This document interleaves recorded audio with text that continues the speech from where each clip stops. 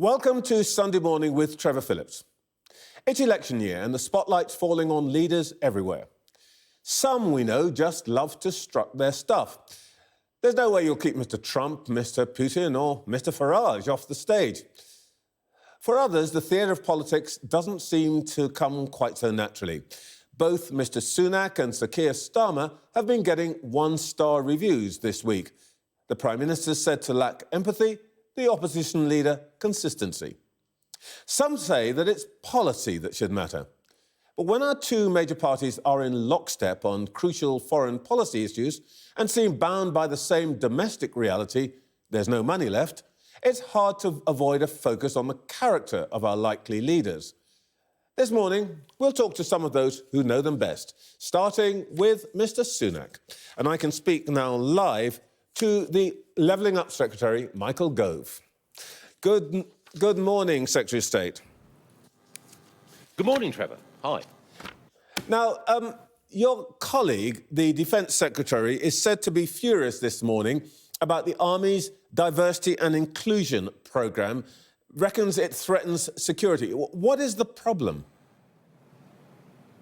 Well, Grant Shapps, the Defence Secretary, has been looking at the specific policies we have in the Ministry of Defence in order to ensure that we strike the right balance, that we provide protection for individuals in our armed forces, that we make sure that we draw on all the talent available in this country to ensure that we have a strong and diverse military, but also to make sure that these policies operate in such a way as to ensure that political correctness or some of the more, out there approaches that people take towards diversity, equity and inclusion don't impair our ability to defend our borders and to make sure that this country is secure. Can you give me one example of a situation in which an aim to get more diversity in the ranks threatens security? One practical example. How does that happen? Well, I think, again, you wouldn't expect me to go into details of security policy, but again, one of the things is that there are... I just want to give me an example. No. It is the case that there are, when you're thinking about who should be in our military and who should be responsible for the life and death actions that determine whether or not all of us can sleep safely at night, then you've got to make decisions about personnel and their deployment that are sharper and more acute than in other workplaces. That stands to reason. And for that reason, some of the policies that might apply appropriately in other workplaces would not be appropriate in the military. We know that there need to be levels of fitness. We know that there need to be appropriate selection criteria in making sure that we have the people whom we want defending our way of life. All right, well, we'll unravel that mystery as the week goes on. But let's look at last week. It was a torrid week for the Tories, and particularly for the Prime Minister. Let's talk about the substance before we get on to the style issues. Mr. Sunak set out 5 priorities for your government, and he's met the one on inflation, but not the others. Do you personally wish that he'd never hung this 5-headed albatross round your neck? No. I think it's important to draw a distinction between ourselves and the opposition. The government have a plan. We are seeking to deliver on that plan, and with every day that goes on, we're taking the steps necessary in order to ensure that we do make progress in growing the economy, in reducing debt, in dealing with waiting lists, and with stopping the boats. By contrast, Labour don't have a plan, and we've seen this week Keir Starmer move away from one of the few commitments that he'd made, exposing once again that he's the jellyfish of British politics. He's transparent, he's spineless, he's swept along by the tide. Just leave Labour to me. Let's talk about the Tories, and let's deal with what voters are concerned about. Not about the difference between you, but whether you are delivering on your promises. For example, the one that really matters to voters, waiting lists. The latest figure of 7.6 million on hospital waiting lists is higher than when Mr. Sunak promised to bring them down last year. 400,000 higher. You're going to fail. Well, one of the particular challenges that we face in the NHS, as the Prime Minister has explained, as everyone recognises, is that industrial action has got in the way of our meeting those waiting lists. Now, I have enormous sympathy with junior doctors. I want to make sure that we get a settlement that respects the hard work that they put in. But it's a brute fact, it's an unbudgeable fact, that when industrial action takes place, our capacity to treat people in the NHS is affected. When we haven't had industrial action, we've seen progress in reducing waiting lists. You would expect me to be honest about those difficulties, and it is, as I say, impossible to ignore the impact of strikes on the delivery of the care that patients need. Mr. Gove, I always expect you actually to be honest, which is why I'm going to ask you, are you seriously blaming the junior doctors for the extra 400,000 on the waiting list? I'm not blaming anyone because, as I mentioned earlier, I've got enormous sympathy with the position that junior doctors find themselves in. But it's undoubtedly the case that if people withdraw their labour, particularly those at the sharp end, and it's junior doctors who are responsible for the accident and emergency and the vital treatment that so many need, if they withdraw their labour, then inevitably it's going to be the case that that will have an impact on our ability to treat those in pain. But it's also important to recognise that Steve Barclay, as Health Secretary, delivered the first comprehensive NHS workforce plan in decades. We're recruiting more doctors and more nurses. We have record numbers of doctors and nurses in our NHS. So the steps that we've already taken will result in people in pain being treated more quickly. Okay. The waiting lists still aren't coming down. But let's deal with another one, which is not one of the 5 promises, but a sort of shadow promise that all cabinet ministers have been making, which is that we will all pay less tax. The truth is, the tax burden is higher than ever. More of us are going into higher tax brackets. When you and I last spoke in September, you said you wanted taxes on working people to fall. OK, you've had the 2p cut in national insurance, so you don't need to repeat that, but taxes are still higher. Do you want the Chancellor to cut income tax next month? Trevor, not only did we speak last September, I think we spoke just before Christmas as well. So one of the points I think I made then is that because of the successful management of the economy, we've been able, as you quite rightly point out, to reduce national insurance. At the forthcoming budget, I know that the Chancellor wants to do everything possible to help working people, but it's more than a convention, it's more than just politeness. I can't preempt what the Chancellor is going to say in that budget in just over a month's time. But you will accept that the taxes actually haven't gone down, they've gone up. Well, I think everyone acknowledges that we've been facing very difficult economic times across the globe. So and again, you and your up. viewers will know. Well, of course it's the case that the tax burden has reflected, the huge cost of COVID, lockdown, the furlough scheme, the most generous scheme of support anywhere in the world was here in the UK, and in a straightforward choice between supporting people to stay in work or contemplating significant unemployment, I think we made the right choice. People can debate it, which was to spend the money necessary in order to keep people in work. That has a cost, everyone acknowledges that, but there's a distinction.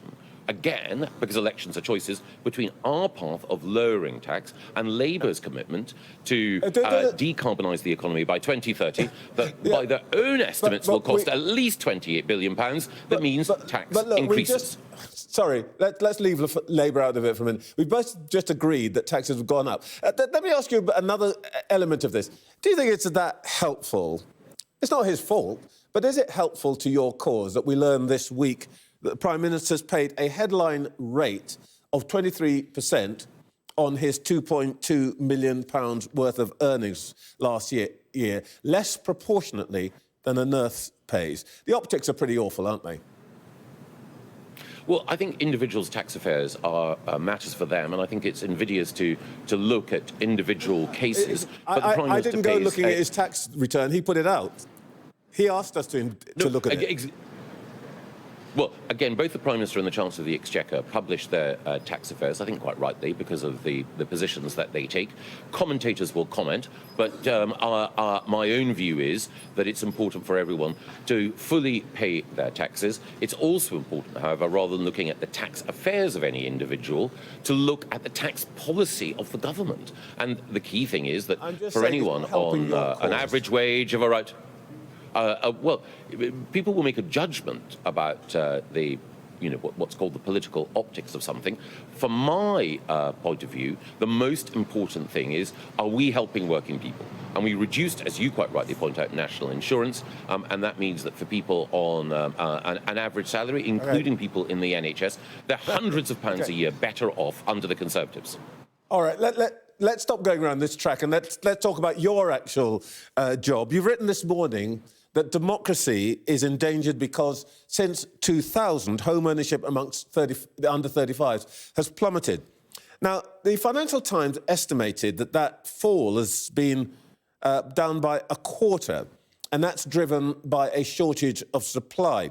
So why did you drop the target of 300,000 new homes every year when that's clearly the big problem?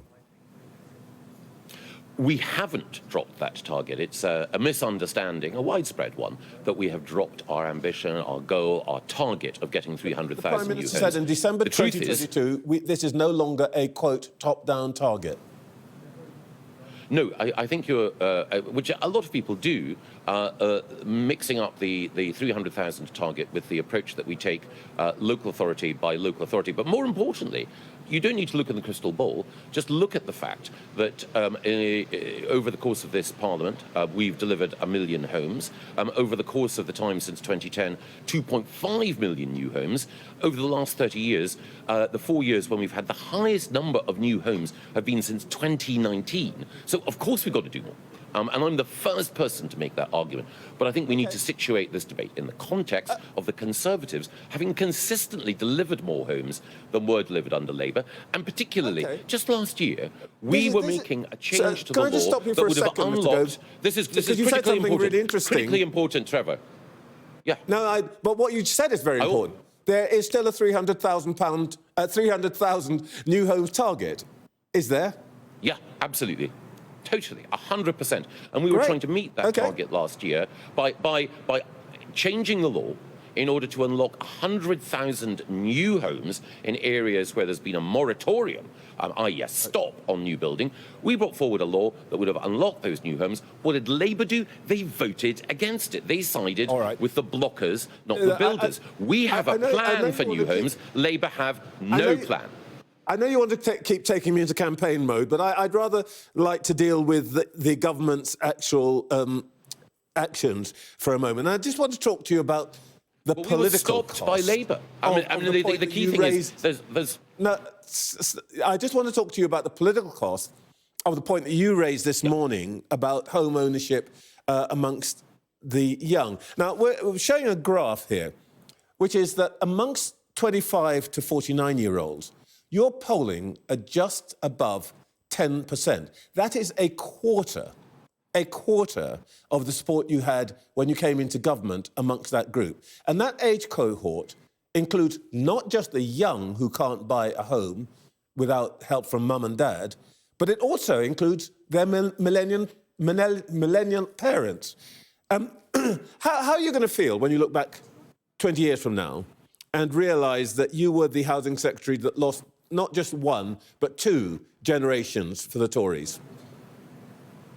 Well, I hope if I have the chance to look back on what we've achieved in government, I'll be proud of what we've achieved. But on this particular question, for me, the principal concern is not about parties. The principal concern is about people's faith in free markets and people's support for our political system overall. And that is why we have a responsibility to do more to ensure that people can have a warm, safe, decent home.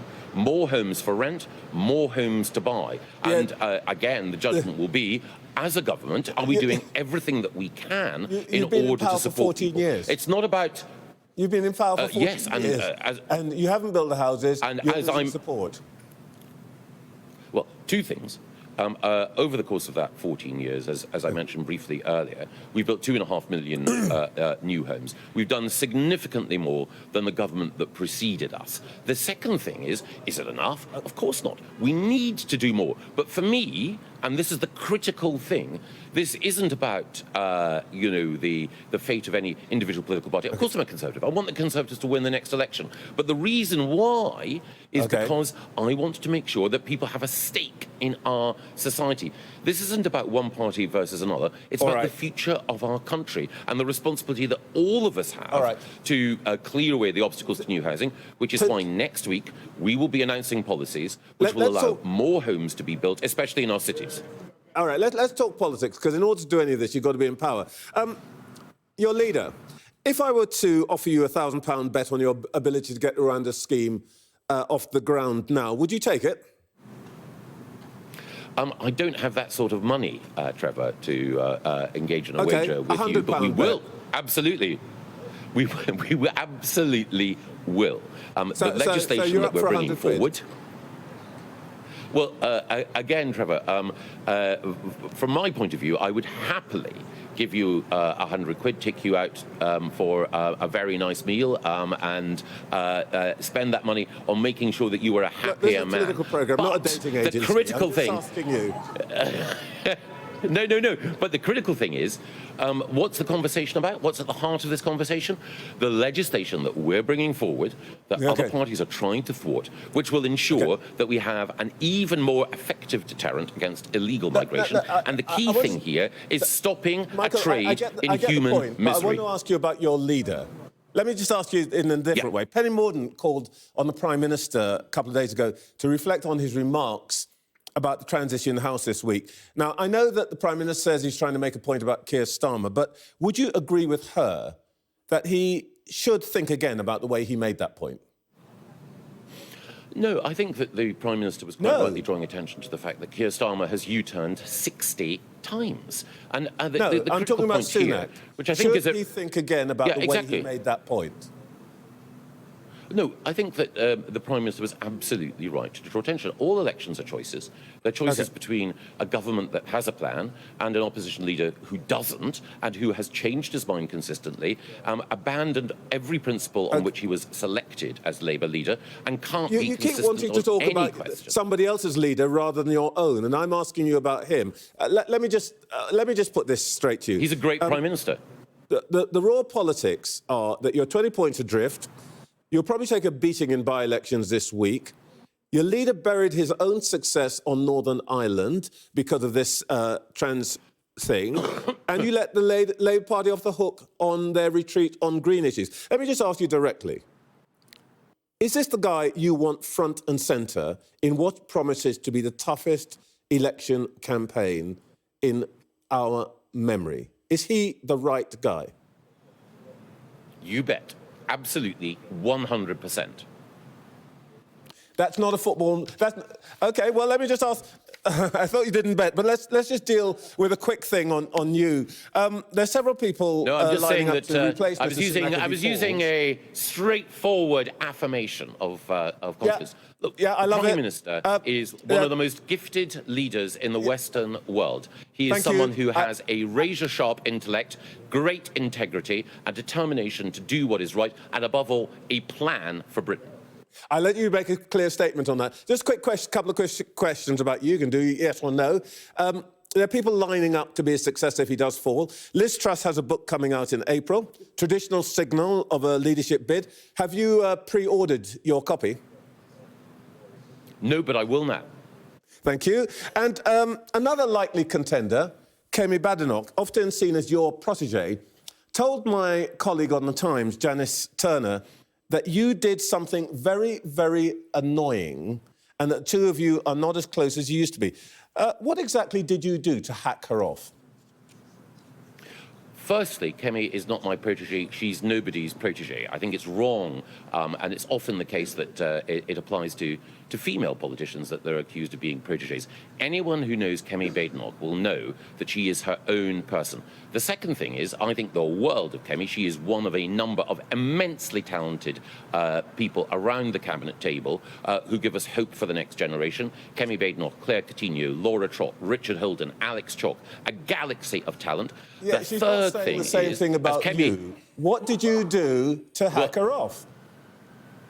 The third thing is that, as Kemi herself has said, I think when she was chatting to you, Trevor, people aren't interested, or I hope they're not, in the tittle-tattle of politics. They're interested in what politicians do for them. They're interested in the policy changes made. And the key thing is that Kemi has been delivering both our membership of the largest trade bloc in the world and support for the steel sector. And of course, the thing is, me being me, there are plenty of things I do that irritate some of my colleagues from time to time. Commentators, I'm sure, will want to speculate on all of that stuff. What I do is make sure that I am part of a team that is delivering, and whether it's supporting steelworkers in Port Talbot or supporting the Nissan factory in Sunderland, Kemi Badenoch is a world-class cabinet minister. Michael Gove, irritating, surely not. Thank you very much, Secretary of State.